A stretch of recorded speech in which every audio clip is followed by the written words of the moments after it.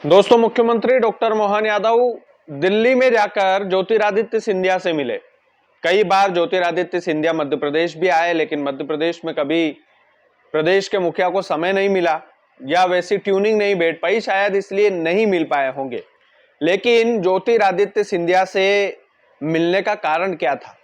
मुख्यमंत्री डॉक्टर मोहन यादव दिल्ली में जाकर के ज्योतिरादित्य सिंधिया से मिले उनके आवास पर, तो बाजार फिर से गर्म हो गया। चर्चा फिर से चलने लगी कि कहीं ज्योतिरादित्य सिंधिया बागी तो नहीं होने वाले, कहीं ऐसा तो नहीं है कि ज्योतिरादित्य सिंधिया के मन ही मन में कुछ ऐसा खेल चल रहा है जैसा उनका कांग्रेस के खिलाफ चला था। क्योंकि ज्योतिरादित्य सिंधिया के रिकॉर्ड खराब है भाई साहब, और इस वाले मामले में तो बिल्कुल ही खराब है। अभी पूछ परख भी कम हुई है। तो सिंधिया से मिलने के लिए खुद मुख्यमंत्री डॉक्टर मोहन यादव दिल्ली पहुंच गए। पहले वो प्रधानमंत्री नरेंद्र मोदी से मिले, उसके बाद में शायद प्रधानमंत्री नरेंद्र मोदी और मुख्यमंत्री डॉक्टर मोहन यादव के बीच में कुछ ऐसी बातचीत हुई होगी। इसके बाद वो फिर सिंधिया के आवास पर पहुंच गए। जब मीडिया कर्मियों ने उनसे पूछा कि क्यों गए थे, क्या कारण आन पड़ा था कि आप सिंधिया के पास पहुंचे, कोई गड़बड़ी वगैरह का कुछ संकेत मिल रहा है क्या? तो फिर एक प्रेस नोट जारी किया गया। उस प्रेस नोट में बस ये लिखा गया कि मध्य प्रदेश के विकास को लेकर चर्चा हुई।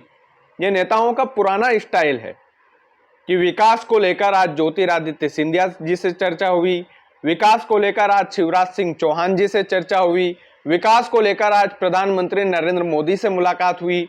लेकिन ये बस एक औपचारिक भाषण टाइप लगता है, अंदर की बातें जो है वो कुछ और होती है।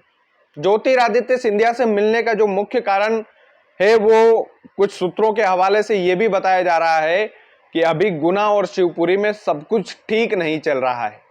गुना और शिवपुरी में आए दिन भ्रष्टाचार के मामले उजागर हो रहे हैं।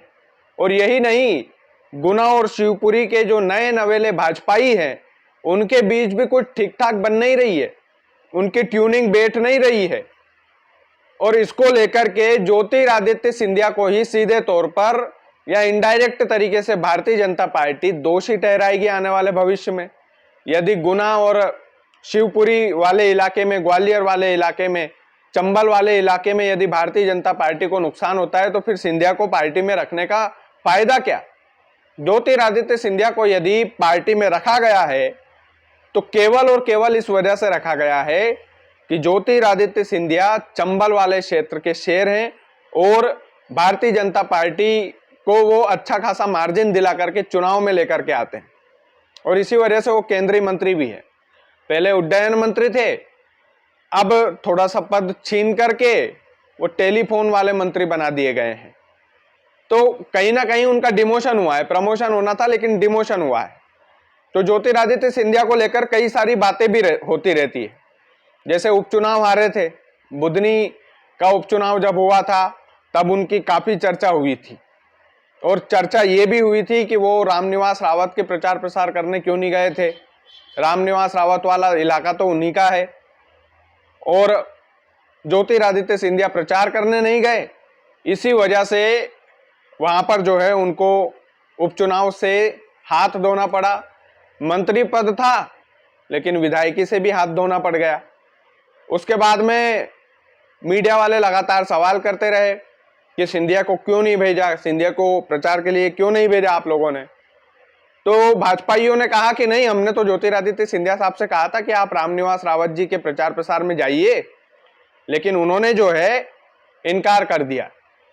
और जब मीडिया का माइक सिंधिया के पास गया, उनसे पूछा कि भैया आपने मना क्यों कर दिया, तो उन्होंने बोला कि नहीं, मुझे तो किसी ने बोला ही नहीं कि आप प्रचार करने के लिए जाओ।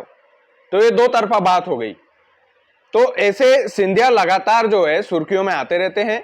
अब सुर्खियों में आने का कारण यह बना कि सीधे दिल्ली के आवास पर मुख्यमंत्री डॉक्टर मोहन यादव पहुंचे और एक प्रेस रिलीज में यही कहा गया, औपचारिक मुलाकात थी, चर्चा थी कि विकास को लेकर हम कैसे आगे बढ़े, मध्य प्रदेश में डिजिटल को कैसे बढ़ावा दें, मध्य प्रदेश में किस तरीके से हम केंद्र की योजनाओं को लागू करें, इसको लेकर हमने मुलाकात की थी। लेकिन जो राजनीतिक विश्लेषक हैं, पत्रकार हैं, वो एक नया एंगल इसमें ढूंढ रहे हैं। नया एंगल ये कि ज्योतिरादित्य सिंधिया के बागी होने की खबर आ सकती है, अंदर ही अंदर कहीं ना कहीं वो खेला कर सकते हैं। देखो अभी तो पूर्ण बहुमत की सरकार है, तो अभी खेल करने का कोई औचित्य बनता नहीं है, कोई मतलब निकलता नहीं है।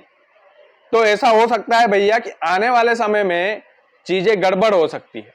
ऐसा हो सकता है कि आने वाले समय में जैसे जैसे अगला चुनाव नजदीक आए, सिंधिया इनसे कटने लगे, दूरी बनाने लगे। क्योंकि एक खबर और अभी निकली थी कि जीतू पटवारी ने खुला ऑफर दिया है ज्योतिरादित्य सिंधिया को, तो क्या वो ऑफर स्वीकार करेंगे?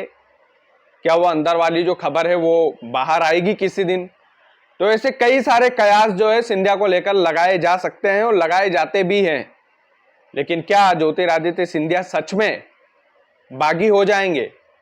क्या कुर्सी खोने का डर मुख्यमंत्री मोहन यादव को अभी भी है? ये तमाम सारे सवाल हैं। इन तमाम सारे सवालों के साथ आपको छोड़े जा रहा हूं। बाकी आप वीडियो को ज़्यादा से ज़्यादा शेयर कीजिएगा। चैनल यदि आपने सब्सक्राइब नहीं किया है तो प्लीज़ कर लीजिएगा। बहुत बहुत धन्यवाद।